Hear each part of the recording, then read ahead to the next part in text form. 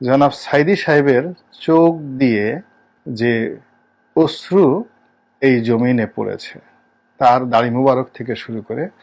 তার শরীর মোবারক ভেদ করে জমিনে যে অশ্রু পড়েছে, এর যদি ন্যূনতম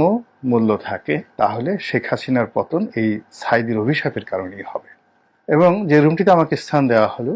যখন জানলাম যে এটা সাইদী সাহেবের রুম, সঙ্গত করেন আমার ভিতরে কেমন একটা যেন আবেগ তৈরি হয়ে গেল। শেখ হাসিনার আজকের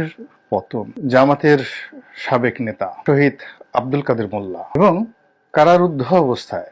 সাজা পেয়ে যিনি কারাগারে ইন্তেকাল করেছেন, বাংলাদেশের কোটি কোটি মুমিন এবং মুত্তাকিদের নয়নের মণি, মাথার তাজ, এবং বাংলাদেশের যে তাফসিরুল কোরআন, এই তাফসিরুল কোরআন মাহফিলের বলতে গেলে যাকে জনক হিসাবে আলেমকুল এক বাক্যে মেনে নেন, আল্লামা দেলোয়ার হোসেন সাঈদী। তো আল্লামা দেলোয়ার হোসেন সাঈদী, কাদের মোল্লা এবং শেখ হাসিনার পতন, এর সাথে যে সম্পর্কটা কি, এই